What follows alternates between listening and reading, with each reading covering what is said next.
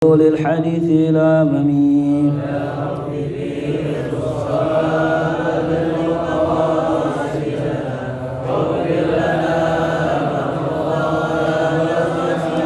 اللهم صل وسلم وبارك عليه وعلى آله. Bismillah, alhamdulillah, wassalatu wassalamu ala sayyidina rasulillah sayyidina Muhammad ibn Abdullah wa ala alihi wa sahbihi wa man tabi'ahu wa wala hawla wala quwwata illa billah, amma ba'du. Qala al-muallifu rahimahullah, sifatu naumir rasuli sallallahu alaihi wasallam. Sifat tentang tidurnya baginda Rasulullah sallallahu alaihi wasallam. Para hadirin, para jamaah rahimakumullah, alhamdulillah kita sama-sama dikumpulkan kembali di dalam majelis kita. Mudah-mudahan apa yang kita niatkan, apa yang kita hajatkan, mudah-mudahan dikabul Allah Subhanahu wa taala. Semua yang membantu dari majelis kita, mudah-mudahan rezekinya ditambahkan oleh Allah, diberkahi oleh Allah. Anak-anak menjadi anak-anak yang saleh salihah, amin ya rabbal alamin. Dan pulang kita mendapatkan maghfirah dan rahmat dari Allah Subhanahu wa taala, amin amin ya rabbal alamin. Yang sama-sama kita hormati guru kita bersama Ustaz Maulana Syarif, dan juga orang tua kita Bapak Hidayat, juga semua para hadirin, para jamaah yang hadir di tempat ini. Mudah-mudahan kita doakan guru-guru kita panjang umurnya, fi sihhatin wa lutfin wa afiyah, amin ya rabbal alamin. Kita melanjutkan pelajaran kita tentang sifat tidurnya baginda Rasul sallallahu alaihi wasallam. Kana yanamu awwalal laili wa yuhyi akhirahu, muttafaqun alaih. Dalam hadis yang diriwayatkan oleh Bukhari Muslim, kalimat muttafaqun alaih itu berbeda dengan lafaz hadis Bukhari wa Muslim ya. Jadi kalau ada hadis rawahu Bukhari wa Muslim, itu beda dengan muttafaqun alaih. Apa perbedaannya antara Bukhari dengan Muslim dengan muttafaqun alaih? Ya, bisa ditulis. Kalau Bukhari wa Muslim maknanya ini hadis dikeluarkan oleh keduanya ya, walaupun lafaznya berbeda ya. Jadi kalau namanya hadis itu zaman Nabi disampaikan ke sahabat itu nggak plek sama. Yang sahabat dengar kadang-kadang sahabat tambah-tambahin, kadang-kadang ada yang kurang ya. Misal saya Nabi menyampaikan hadis kepada sahabat A, terus Nabi bilang kepada sahabat yang B, ini A sama B bisa jadi beda lafaznya. Nah, perbedaan lafaz ini nanti yang menyebabkan bunyi hadisnya rawahu Bukhari wa Muslim. Tapi kalau sahabat yang ini sama lafaznya dengan yang ini, yang A sama dengan yang B, sama-sama lafaznya, maka nyebutnya muttafaqun alaih gitu. Jadi beda ya antara rawahu Bukhari wa Muslim dengan muttafaqun alaih. Ini muttafaqun alaih artinya bunyi lafaznya seperti ini. Bagaimana? Kana yanamu, dahulu beliau tidur ya, dalam ilmu bahasa kalau ada kata kana ketemu fi'il mudhari maka yadullu alal istimrar, menunjukkan kebiasaan dan terus menerus ya. Yadullu alal adah ya. Jadi kalau kana fi'il mudhari berarti kebiasaan ya. Artinya apa? Artinya sesekali Nabi pernah nggak begini. Jadi Nabi tidurnya itu dalam hadis ini di awal malam dan menghidupkan akhir malam. Itu kebiasaannya Rasulullah sallallahu alaihi. Kira-kira Rasul tidur di awal malam tuh kapan gitu? Apa jam 9? Ya, kalau di markas awal malam tuh jam 12 gitu. Itu baru awal malam itu. Jam 1 masih sore itu ya. Rokok Krakatau belum keluar tuh, sama rokok Sintu. Udah keluar tuh jam 1, wah itu udah mulai agak sorean udah tuh. Nah kalau Nabi enggak, Nabi jam berapa Nabi mulai awal malamnya? Nabi tidur ba'da sholatil isya. Habis sholat isya enggak lama-lama tidur Nabi. Kalau kita kan banyak embel-embelnya ya. Habis sholat isya bikin status dulu. bacain Instagram dulu, komen-komenan, DM-an belum dibalas ini. Facebook belum Facebook, belum Twitter, insyaallah, belum Telegram, yang nggak jelas isinya apaan, grup doang, nggak kumpul-kumpulin. Ada grup investasi lah, astagfirullah, di Instagram sampah bener ini. Ya, kita bacain tuh, ya panjang tuh, ya, jam 9, belum nonton Ikatan Cinta dulu. Ya makanya beda dah zaman kita dengan zaman Nabi itu. Makanya makruh hukumnya kalau seandainya orang itu malam-malam begadang tanpa pukul lagu, kagak ada tujuannya, makruh itu. Ya. Nah kalau saya sih ada alasannya begadang, apa ya? Empu ente semua nih, ngajak ngobrol. Kenapa ya orang malam semua, kalong semua nih. Nih kalau diperiksain ada sayap semua nih, Batman tulisannya. Ya. Anak muda sekarang bikin pengajian subuh, subuh cakep dah. Yang datang udah kaki semua yang datang. Ya. Saya pernah gitu bikin pengajian, Ustaz, jangan malam dong pengajiannya, aneh ngantuk, aneh kan kerja gitu. Habis subuh, woi kita bikin habis subuh. Datang sekali. Ya. Nah jadi kalau kita pengen ngikutin Rasulullah ya tafadhol silahkan. Cuman tadi kembali lagi, dasarnya ketika ada orang mengisi malam dengan hal yang sia-sia, makruh hukumnya. Kenapa? Karena menyebabkan nanti subuhnya kesiangan. Apalagi subuhnya udah jelas kesiangan, haram itu begadang. Ya. Nah jadi Nabi kita Muhammad SAW tidurnya ba'da sholat isya. Dan berapa jam tidurnya Rasulullah di waktu malam? Nah tulis tuh, Rasul tidur kurang lebih ya 4 jam ya. Rasul tidur kurang lebih 4 jam ya. Anggaplah Isya 7:30 ya. Jam pengindah Isya jam 7 ya. Jam 7 anggaplah tuh jam 8 tidur. Jam 8 tidur, bangun jam 12. Udah tuh Rasul qiyamul lail tuh. Sampai kapan? Sampai menjelang subuh Rasul tidur lagi tuh. Jadi Rasul tidurnya dua kali. Sebelum subuh Rasul tidur lagi, nanti Anas bin Malik bangunin Bilal bin Rabah bangunin Rasulullah tuh. Jadi ada tugas piketnya, yang bangunin Rasul siapa? Bilal.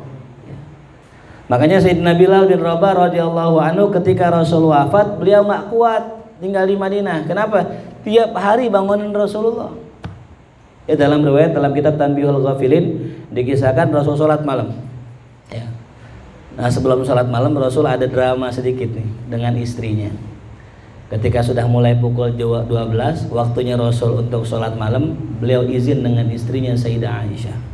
Wahai istriku, ya saya izin pengen sholat. Apa kata istrinya?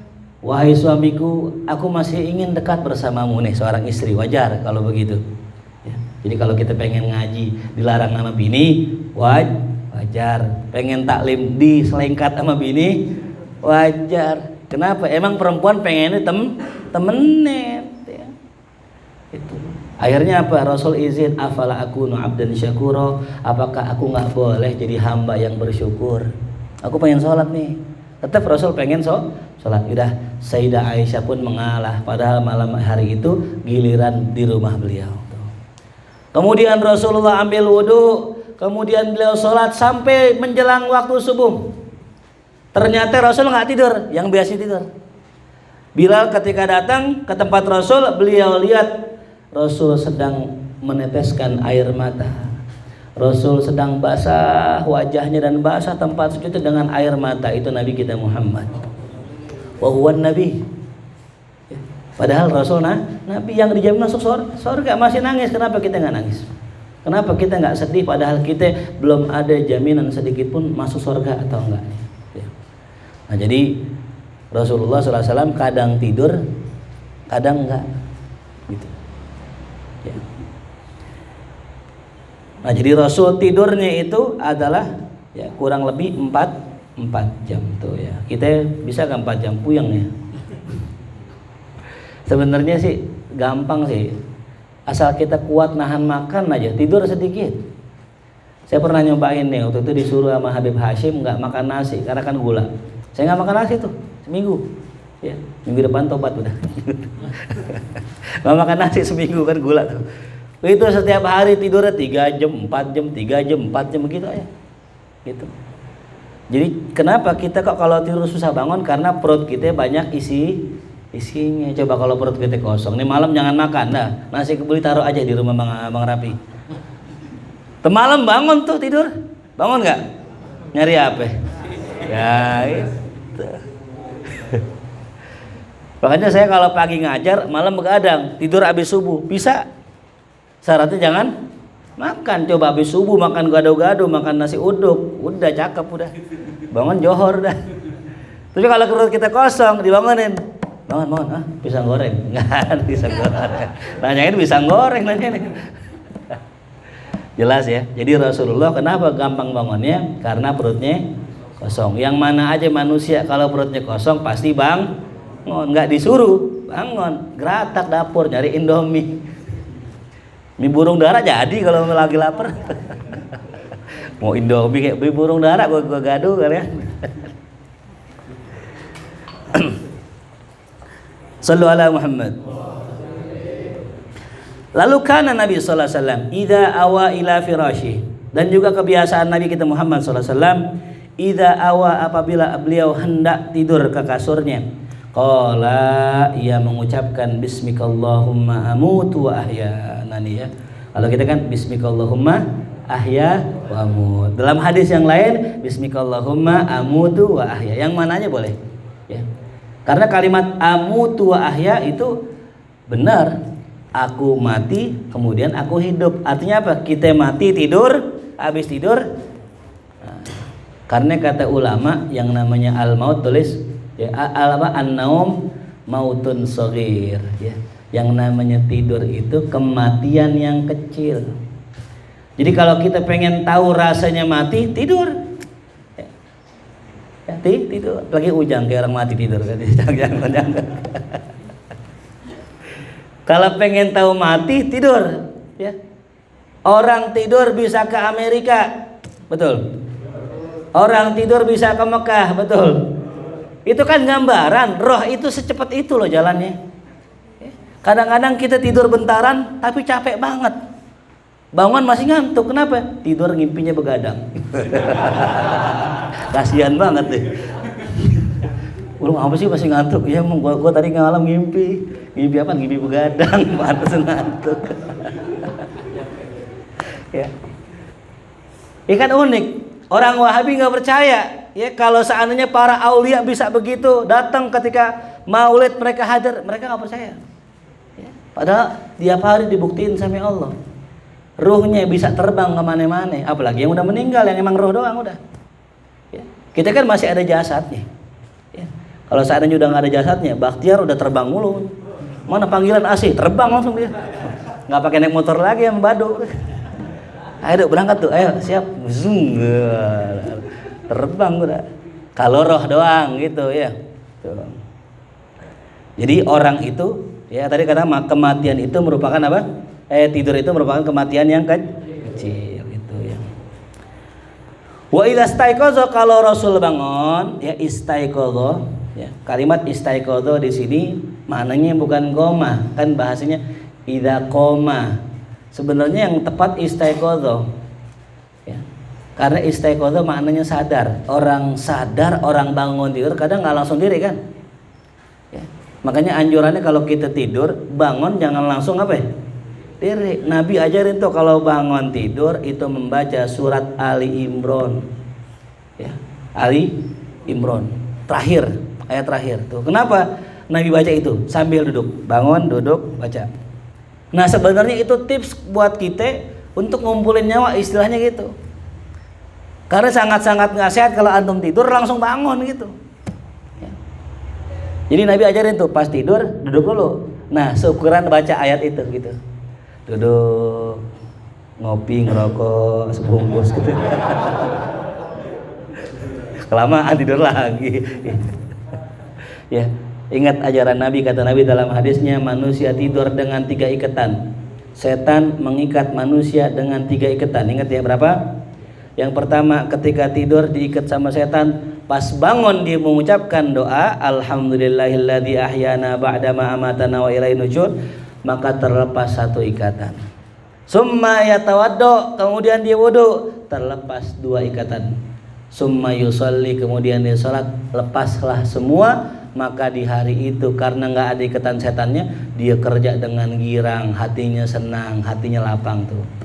Jadi kalau kita pagi hari sumpek, ya, pagi hari sumpek, nyarik sopi kagak bunyi-bunyi, yang ada bunyi sepi, gitu. Bukan sopi, sepi. Nah kalau begitu tuh gara-gara tadi malam kagak baca doa, tadi malam kagak langsung wudu, tadi malam kagak sholat tuh. Makanya cobain dah, ya, cobain. Bangun, doa, sholat, tuh udah. Di masjid lagi sholatnya, cakep lagi. Man sholla subha jama'atan fahuwa fi zimmatillah. Siapa orang yang sholat subuh jamaah, maka dia dalam tanggungan Allah sepanjang harinya. Allah jaga tuh. Ya, kemarin saya cerita kan, lagi pengen makan, terpaku. Ya. Lagi makan nasi apa? Liwet di Mahya. Kayak saya kenal benda ini nih, kayak ikan teri gitu kan. Cuma ikan teri kok keras gitu, beda nih. Saya ambil paku, subhanallah, paku. Ya. Saya tanya santri, emang tadi nyendokin ada paku? Nggak ada, Ustaz, nggak ada paku. Wah, debus kali ini. Mau ngetes karomah kita ini. Paku. Allah. Coba kalau seandainya mungkin kita nggak sholat subuh jamaah, kita nggak sodakoh di pagi hari, ketelan tuh paku. Ya. Kenapa? Karena jaminan Allah, siapa orang yang sholat subuh berjamaah, dia dalam BPJS-nya Allah. Kalau BPJS pemerintah mah kelas 3. Ini BPJS-nya Allah, belum masuk rumah sakit udah diselamatin sama Allah tuh. Berapa kali tuh? Saya kemarin bulan lalu pernah juga lagi makan gerandong tuh ya, gerandong tahu ya? Jam gerandong yang hobinya enjam dulu. Ada besi segini, seukuran kuku, ajib saya bilang. Belum kemakan tuh, Allah. Ya. Makan jamur crispy. Pas saya makan kok ada yang gosong nih. Nah kok hitam nih, saya bakar. Plastik. Ajib, luar biasa. Kayaknya azab mulu kayaknya. Tapi pelajarannya apa? Allah jagain tuh. Ya. Kita kadang-kadang gitu makan apa nggak pakai lihat-lihat gitu, makan aja lengkuas. Gitu. Gue pikir daging kali. Udah mana gigitnya keras banget gitu. Dari jauh dari lihat nih, wah nih dagingnya gede banget deh. Gue puter nampan, biar dekat. Ternyata yang gede lengkuas, yang kecil daging. Rasain tuh rakus sih.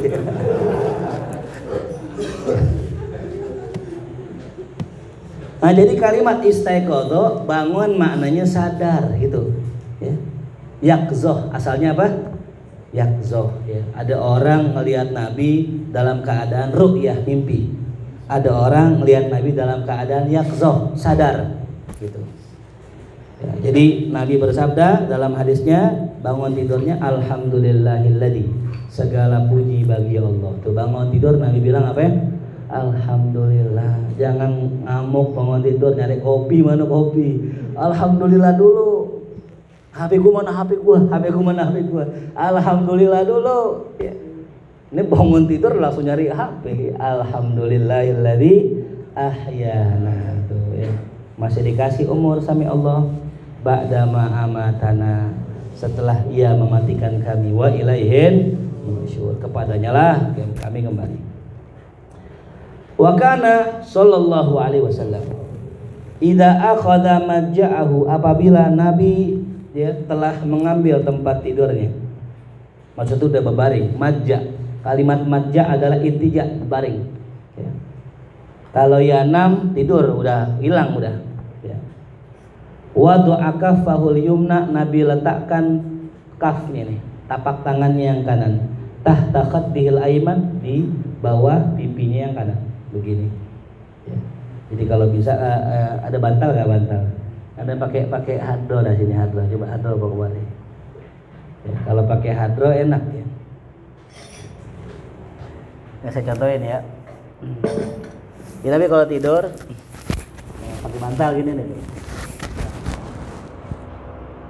Ini kalau kayak bantal gede gini ya.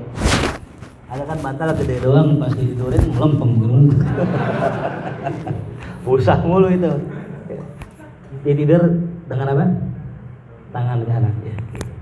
Ini enak kalau musim dingin, muka kita akan hangat. Ya. Gitu. Jadi kalau musim dingin pakai tangan ini hangat. Terus. Lagi tangan istri di sini. Ya salah. Gitu jangan. Kenapa Nabi tidurnya ngadep sebelah kanan, kagak berbaring? Nah, iya, ini pertanyaannya. Karena fadilahnya ketika kita ngadep ke sebelah kanan, itu makanan lebih cepat terprosesnya. Kan kita lagi tidur tetap nih jalan nih. Ini nggak berhenti nih dalam diri kita, jantung nggak berhenti, darah nggak berhenti, proses makanan nggak berhenti. Makanya kalau biar cepat itu prosesnya ngadep sebelah kanan. Dan jangan lupa nih kalau habis makan ngapain? Jilat. Dalam hadis itu begitu dikatakan ya, kalau habis makan ya jangan lupa apa? Menjilat atau dijilatin tangannya sama orang. Kata Nabi, jilat sendiri atau dijilatin sama. Oh, mah ada satu begitu. Ntar cobain nanti ijal gini ijal ya. Ntar nurut, ujang nurut nanti. Udah jilat tangan ijal. Ya. Saya tadinya mikir emang ada orang mau jilat tangan orang lain gitu kan. Ternyata ada. Saya temu guru saya. Satu hari saya lagi main ke rumah guru saya lagi nyuapin anaknya. Lagi nyuapin anaknya atau anak ketiga kalau nggak salah. Apa 2 gitu. Habis makan rapi, jilat nah. Dijilat tangan orang tuanya. Itu fadilahnya tadi. Selain itu ada enzim yang dapat mempercepat proses penghancuran makanan. Yang kedua, ini ada pertukaran senyawa. Jadi ketika dijilat sama anaknya, nanti anak lebih nurut sama orang tua gitu. Nah bini nanti kalau kurang nurut kasih, 5 ya kalau 5. Kalau kurang nurut 5 nya kasih itu. Kaki kalau kasih. Ada dengar katanya orang dulu, saat ini nggak tahu nih, mungkin antum bisa membenarkan ya. Saya dengar deh cerita tetangga saya. Orang dulu kalau anaknya nggak nurut, dikasih ini pagi-pagi nih bapaknya jemur sempak ini. Itu sempak dibasahin, diperes. Anaknya suruh mangap loh gitu. Itu katanya anak itu nurut itu. Emang ada begitu? Itu bid'ah kali itu bid'ah. Kalau yang begini ahsan, pakai tangan ahsan udah itu. Ya. Ada daya segala sempak. Ya. Itu tradisi orang dulu kali tadi ya, Allahu a'lam tadi. Jadi kalau mau ikutin Nabi begitu. Ya, fungsinya agar tadi menyatu. Ya. Ente sholat renggang-renggang, agak nyatu, nggak dempet. Ya. Nggak mau salaman sama orang, itu bisa jauh hati kita. Ketika orang salaman, ya kan ada pertukaran kimia di sini. Ya. Antara bakteri ente dengan bakteri dia menyatu, jokres tuh. Jadi bakteri yang lebih besar. Ya kan ketika salam, coba ente salaman dah. Ya kan ada perasaan ikut kan? Ya. Bohong ente kalau salaman perasaan ente nggak ikut. Ente salaman sama cewek, gini-gini ente. Rinding, bertumen. Jadi jangan lepas yang namanya salaman, jangan jauh-jauh sapnya itu. Maka Nabi yang Nabi kerjakan ketika masuk kota Madinah, yang pertama Nabi bangun masjid. Pertama kali. Kenapa? Nih, ibadah nomor 1. Masjid hidup ini. Nomor 1 tuh masjid. Makanya kalau perjuangan kita kagak meramaikan masjid, jangan bakal. Yang kedua, habis Nabi bikin masjid, Nabi persaudarakan semua sahabat. Kaum Aus dan Khazraj, kaum Muhajirin dan Ansor tuh. Nih teman-teman saudara. Ya, perlu ada saudara-saudara ini. Bakhtiar sama Bado, Bebe jadinya. Ya. Kiki sama Kinoy gitu, sama Diki gitu. Itu dipersaudarakan semua, sampai Abdurrahman bin Auf dipersaudarakan dengan orang Ansor. Nih, ente Abdurrahman, ente saudaranya dia. Oh ini masya Allah, benar-benar saudara. Ya Abdurrahman, ente udah jadi saudara aneh kata Rasulullah.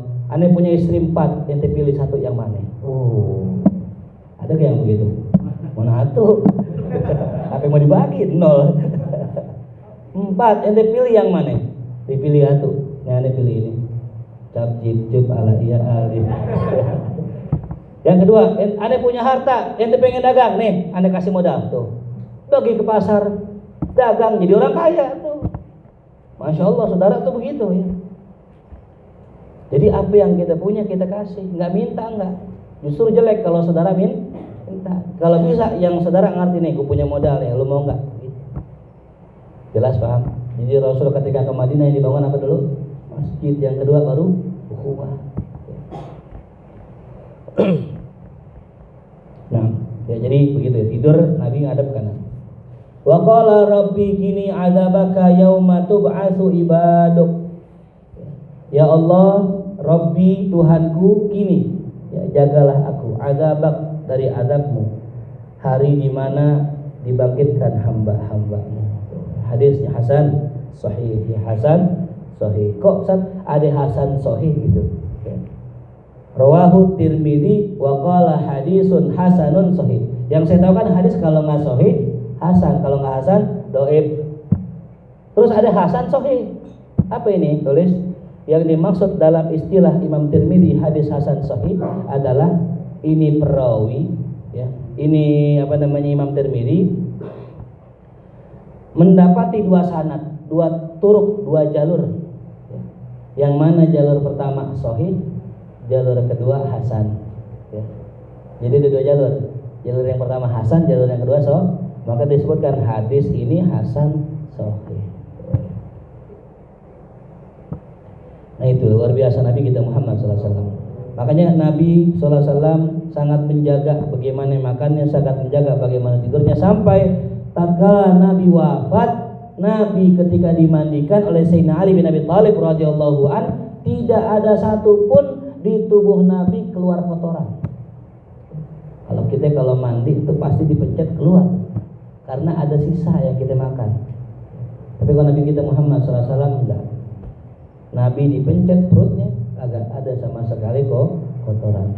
Itulah yang disebutkan dengan khosaisun nubuwah ya, khususiat untuk Rasulullah. Ketika kencing terserap oleh tanah, ketika buang air ditelan oleh bumi, sampai ketika meninggal nggak ada satupun yang melihat kotoran Nabi kita Muhammad sallallahu alaihi wasallam. Nah, Nabi cuman nanti punya kebiasaan tidur. Antara tidur dalam keadaan hador ya, atau tidur dalam keadaan safar beda ya. Apa tadi? Hador. Mana hador? Apa arti hador? Hah? Nih hador nih, hador. Hador maknanya Nabi lagi kagak pergi. Kalau bahasa kata lagi di sini, lagi di tempat bahasa ya. Fil hadar. Nabi lagi fil hadar, Nabi tidur sebagaimana biasa, ya, berbaring gitu. Tapi kalau Nabi dalam kondisi safar, Nabi tegakkan dia punya ziro. Jadi tidurnya begini, kalau lagi safar. Jadi begini di apa? Di apa? Ditunjang tuh. Kenapa kok Nabi tunjang ininya? Agar khawatir jangan sampai ketiduran. Di rumah itu gitu doang. Takut ketiduran ya gitu. Apa ada pengen tidur kali? Tadi nggak boleh kalau ngaji begini, nggak boleh ya, ngaji begini boleh, ngaji begini dengerin. Karena kalau ada begini hawanya ngantuk. Lagi begini nih, banyak masalah tuh. Nabi jadi kalau lagi safar begini, kenapa? Pernah kejadian pulang safar, pulang perang, Rasul bilang sama Sayyidina Bilal bin Rabah, ya Bilal, ane pengen istirahat nih, ente tolong bangunin ane dan teman-teman semua. Siap ya Rasul. Subuh tuh malam. Rasul tidur, namanya safar kan capek. Rasul tidur, Bilal ikut tidur. Kemudian Rasul bangun. Udah matahari udah naik, udah duha, lantas dibangunin, saya bangun tuh. Bilal bangun, sahabat semua bangun, sholat subuh, azan qobliyah, sholat subuh tuh tetap normal. Cobain deh besok ya. Kesiangan di 8 nih azan. Allahu Akbar. Kata imam itu sholat apaan tuh? Makanya Masjid Maulana emang ada sholat duha pakai kunut. Wah iya. Itu mazhab mana satu? Itu mazhab Darul Muslimin. Nonton MU sama Liverpool kalah sama sholat duha. Jadi kesiangan Rasul sehingga jadi pelajaran buat kita bahwa Rasul pernah kasih, cuman pernah bukan kalau kita insya Allah. Ada yang ngomong ya, ada yang husnuzon pada di masjid. Sehingga ada orang yang bilang gini, kata santri, Ustaz, saya mau nanya, kalau Nabi pernah mengerjakan sesuatu kan jadi dalil Ustaz ya? Itu berarti sunnah Ustaz kan ya? Iya sunnah. Nabi pernah ngerjain, walaupun sekali kan Ustaz? Iya walaupun sekali sunnah. Oh iya, kalau gitu saya kesiangan dan besok. Emang apa? Ikan Rasul pernah kesiangan. Berarti kesiangan sunnah? Bukan begitu. Kesiangan namanya uzur namanya, bukan sunnah. Jadi kenapa Nabi pernah kesiangan sebagai contoh? Contoh sekali, kagak berkali. Kalau kita mau sering banget contoh ini ya. Ya, jadi Nabi beda tidurnya ketika hadar dan ketika sahur. Karena Rasulullah SAW idza awa ila firasyi kullalailatin, setiap malamnya ya. Jama'a kafaihi. Beliau gabungkan kafainya ya, jama'a kafai. Kalau orang doa ada beberapa toreko, beberapa cara. Yang pertama ada orang berdoa begini, muka. Kuda sama wajih. Yang kedua ada orang berdoa dada. Sejajar dengan apa? Dada. Ada yang begini. Ya, tapi yang lebih sahih yang begini, yang Imam Ghazali dalam kitabnya digabungkan tangannya begini ke dada. Jadi nggak ada yang begini, nggak ada. Ini mana kelamaan doanya. Ini semua doa dibaca, satu kitab dibaca begini. Kalau doa jangan panjang jamaah, kadang-kadang lagi ada kebelet dan boker. Dengan ada yang nggak kuat doa aja ya, udah yang singkat-singkat aja, yang penting kena apa doanya? Ya Allah, kau tahu yang ku mau. Semua kelar. Allahumma inna nas'alukal afwa wal afiyah fid dini wad dunya. Tadi yang ada dalam kitab Risalah Muawana, kalau orang doa itu udah semua doa di situ adanya. Allahumma inna nas'alukal afwa wal afiyah fid dini wad dunya wal akhirah. Kan kita kan kalau doa ada urutannya. Alhamdulillahirabbil alamin. Allahumma masya Allahumma nih. Rabbana dekat lagi. Dekat ada Rabbana salamna. Rabbana atina. Rabbana taqabbal minna. Rabbana terus ini kalau habis nih. Besoknya Allahumma, ya Allahumma lagi. Ini kalau biasa doa, itu kan Allahumma itu kan Allahumma baru Rabbana baru ujungnya Rabbana Kalau bisa Rabbana atina kelar udah. Baru wassallallahu ala sayyidina Muhammadin walhamdulillahirabbil gitu. Jadi itu susunan doa begitu biar enak dengernya. Kalau Allahumma Rabbana random ini zigzag. Jangan keder kan nih. Minimal orang kalau udah Allahumma udah Rabbana udah pengen kelar doanya. Akhirnya begini lagi. Allahumma gini. Pendek turun lagi Allahumma. Jadi Kiai Hamid baca kitab tebal segini. Buku doa. Dia baca doa ini, doa itu bagus banget. Sampai halaman terakhir, udah halaman terakhir, tulisannya gini.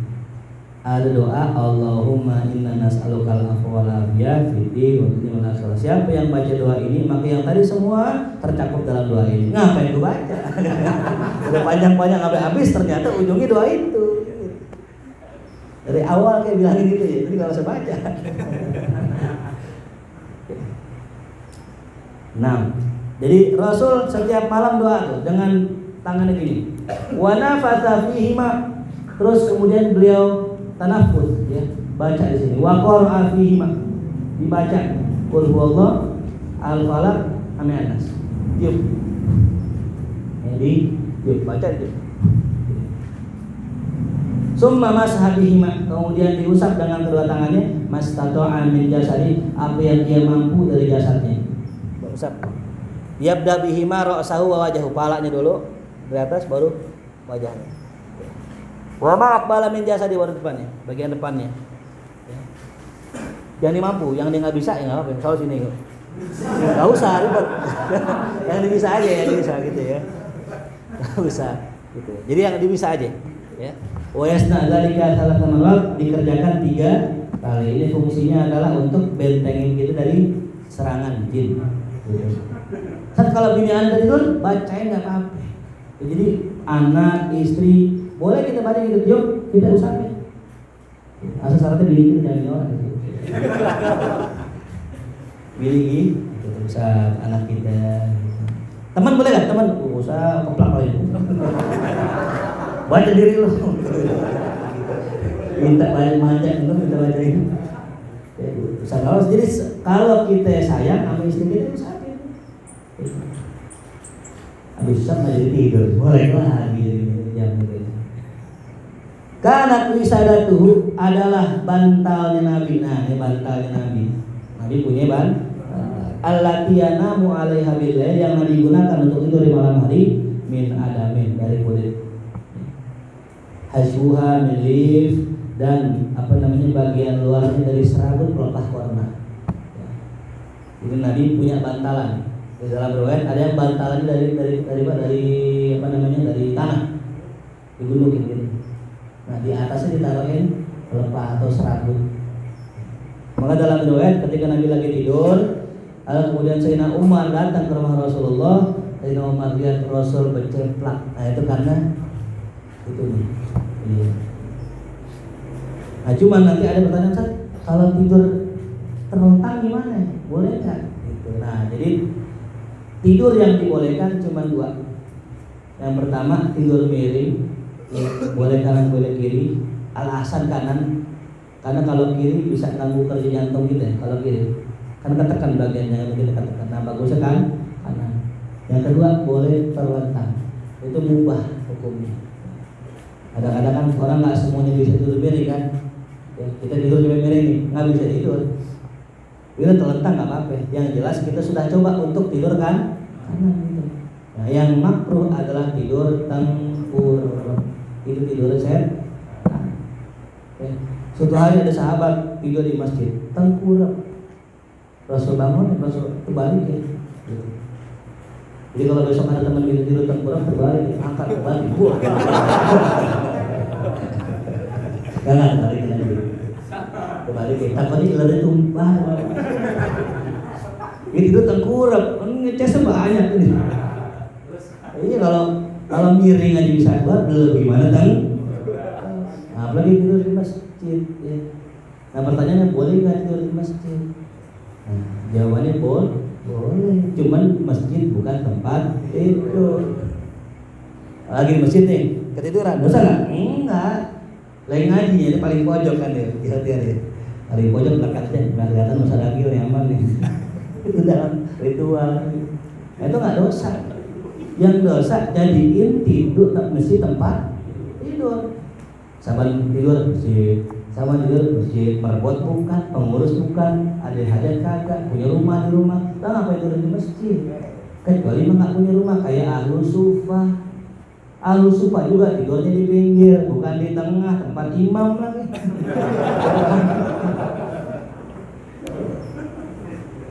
Nah jadi zaman Nabi para sahabat tidur di masjid Ahlus Sufah, cuman bukan di masjid, di pesisirnya. Dipakai itu masjid bukan hanya sekedar tempat sholat, tempat belajar, tempat kumpul, tempat berstrategi, tempat rapat, apaan aja. Ya, makanya kita bingung, ada orang di masjid kayaknya kaku banget. Mau boleh makan di masjid, sahabat makan nama Nabi di masjid, makan daging onta lagi makan daging onta, atau lagi betul, bau nih, siapa yang ngetut nih bau. Kata sahabat, ntar kita tungguin yang wudhu siapa? Dia yang ngetut. Nabi kita Muhammad SAW, ame orang kagak enakan, jangan sampai malu nih orang nih. Nabi bilang apa? Udah, semua sahabat yang makan daging onta wudu. Dari situlah keluar hadis siapa yang makan wudu. Orang dulu kan bilang gitu ya, habis makan lo wudu lo. Hadisnya dari situ dalilnya. Cuman dibantah lagi, diralat lagi Nabi, direvisi sama Nabi dalam akhir-akhir hayatnya bahwa makan agak batalin wudu. Jadi asalnya dulu makan memang batalin wudu karena gara-gara itu. Ada orang kentut malu, akhirnya semuanya wudu. Tahu nggak yang kentut? Nggak, kalau kita cari kan, kita teliti. Arahnya dari sono. Ikutin. Belah sini. Dari belakang diri sendiri. Kalau bisa, kalau makanya makruh hukumnya sholat hakim, nahan buang air, nahan kencing, nahan kentut makruh. Kenapa? Khawatir pas ente kentut, pas banget pinggir kipas, semasjid nyium. Akhirnya satu masjid suuzon. Jangan sebelah gua nih. Di belakang. Tadi baunya dari belakang. Imamnya suuzon juga. Jangan ada. Imamnya suuzon. Itu gara-gara itu makanya makruh hukumnya. Nahan kan. Kalau kentut aja dulu itu. Dan makruh juga nahan kentut. Atau pengen kentutnya? Keluarin. Jangan ditahan. Jadi punya penyakit. Pokoknya segala yang kayak darah jangan ditahan, bekam. Kentut jangan ditahan, keluarin. Bangkis jangan ditahan, bangkisin. Ya, karena menahan sesuatu nggak enak, bikin penyakit. Cuman ada adabnya, mentang-mentang kentut jangan ditahan, kentut dimari. Izin bentar. Ada yang kelupaan, keluar. Ya, lagi. Ngapain? Udah jalan. Ya, jadi Rasulullah SAW ya itu baca doa ya. Nah, bantalnya daripada serabut. Wa kana fi Rasulillah, dan adalah kasurnya Rasulullah alladzi yanamu alaihi min adamin almin dari kulit. Haisuhuli, begitu juga kulit daripada pelepah. Ya. Dalam tempat yang lain saya baca Nabi itu tidur di atas 4 tulis. Nabi itu kasurnya 4. Kadang tidur di atas tikar, kadang tidur di atas kasur, kadang tidur di atas tanah, kadang tidur di atas ranjang. Dari 4 ini ya banyakkan enaknya apa enggak enaknya? Banyakkan enggak enak. Kenapa? Karena begitulah Nabi kita Muhammad sallallahu alaihi wasallam. Sampai diikuti namanya ulama-ulamanya. Syekh Muhammad Ali Al-Maliki Al-Hasani, beliau suatu hari yang tadi pengarang kitab Rahmatul Ummah ya. Salaful Ummah Muhammadiyah. Beliau suatu hari minta hotel bintang 5. Panitia sampai masuk hotel bintang 5. Tidur di tikar, di katak begini. Enggak mau di kasur. Kenapa? Aneh minta hotel bintang 5 untuk memuliakan ilmu yang lewat. Adapun aneh begini. Jadi begitu ulama. Haimar gitu juga. Haimar di hotel nih, tidurnya di katak. Kenapa? Kalau di hotel udah susah bang. Qala Aisyah ya Rasulullah atanamu qabla an tutiro. Ya Rasul, apakah engkau tidur sebelum kau witir? Faqala ya Aisyah inna aini tanamani. Sesungguhnya kedua mataku tidur wala yanamu qalbi, tapi hatiku enggak. Jadi Rasulullah cuma matanya doang merem, hatinya tetap terjaga. Nih kalau kita tidur baca doa ya, terus kita tidur mimpi, mimpinya enak, bangun perasaan nggak tidur, badan segar tapi perasaan nggak. Kenapa? Kita tidurnya aja masih terjaga. Ini tidurnya Nabi kita Muhammad SAW. Makanya dianjurkan untuk matiin lampunya, sunnah ya. Sunnah matiin lampu. Apa fadilahnya matiin lampu? Yang pertama, zaman Nabi ada tikus. Nah, kadang jin itu bisa menyerupai tikus, lalu ditabrakin tuh lampu, yang mana lampu itu dari semprong dulu, kalau nggak obor jatuh tuh lampu kepada tumbukan jerami, kebakaran dulu. Jadi zaman dulu pakai lampu, sekarang pakai apa? Pakai lampu begini, gimana ya? Apa manfaatnya? Kalau kita tidur dalam keadaan ada cahaya, itu otak kita itu akan tetap bekerja untuk menangkap sinyal cahaya. Jadi capek sih tidurnya, nggak bermutu. Maka lampunya dimatiin. Jadi kalau dulu pakai obor dimatiin, sekarang pakai lampu juga tetap dimatiin. Nah, itulah tidurnya Nabi kita Muhammad SAW. Terakhir Nabi tidur yang terakhir kan 3 habis sisa sebelum subuh sampai tidur siang. Nah, terus tidur siang namanya qailulah. Jam berapa tidurnya Nabi kita Muhammad SAW? Tidur siangnya Nabi tidur siang di musim panas tidurnya sebelum zuhur, di musim dingin tidurnya sesudah zuhur. Berapa jam? Kurang lebih 10 sampai 30 menit Rasulullah tidur siang. Cobainlah sebelum zuhur tidur 30 menit lawan asar. 12 malam begadang. Jadi yang jelas tidurnya 10 sampai 30 menit. Itu namanya tidurnya Nabi kita Muhammad, tidur qailulah. Wallahu a'lam. Kita baca surat Al-Fatihah. Ada beberapa permohonan doa untuk Ali Said bin Ahmad Rabi yang sedang melangsungkan akikah hari ini. Mudah-mudahan dia anak yang soleh, yang bakti sama orang tua, anak yang diridhoi Allah Subhanahu wa taala, menjadi kebanggaan buat orang tuanya di dunia wa fil akhirah. Doakan juga untuk Mega Khalisda binti Ahmad Fauzi dan Yusdi dan Mega binti Yuyun Suryaman yang akan melangsungkan acara pernikahan tanggal 31 Oktober 2021 hari Minggu. Semoga cuaca cerah dari awal acara hingga akhir acara, dimudahkan acaranya, dilancarkan acaranya, tidak ada halangan sama sekali, diberikan keberkahan. Yang ketiga untuk Sila Tazkiyah binti Ahmad Fauzi yang baru selesai operasi, semoga kembali sehat seperti semula dan pulih seperti semula. Oleh kita kesehatan fitur mu'afiyah. Juga kita terakhir doanya untuk keluarga besar Ahmad Fauzi, semoga diberikan kesehatan lahir dan batinnya, kabul segala hajatnya, diberkahi Allah Subhanahu wa taala. Hadirin al-Fatihah. A'udzubillahi minasyaitonir rajim. Bismillahirrahmanirrahim. Alhamdulillahirabbil alamin arrahmanir rahim maliki yaumiddin. Iyyaka na'budu wa iyyaka nasta'in. Ihdinas siratal mustaqim, siratal ladzina an'amta 'alaihim ghairil maghdubi 'alaihim waladdallin. Amin. Wa bi'afwika subhanaka wa bihamdika wa khair. Waqtina bisar wa ja'al wal hadirin min asar wa manfa'al ma'al wa 'ilmina min fa'al wa rizqna wa ulumatan wa nafidin wa dzulaka rabbana atina fid dunya hasanah wa fil akhirati hasanah wa qina adzabannar. Sallallahu alaihi Muhammadin wa alihi wasallam. Alhamdulillahi rabbil alamin. Ya rabbana ya rabbana bi annana qatarabna wa annana asrafna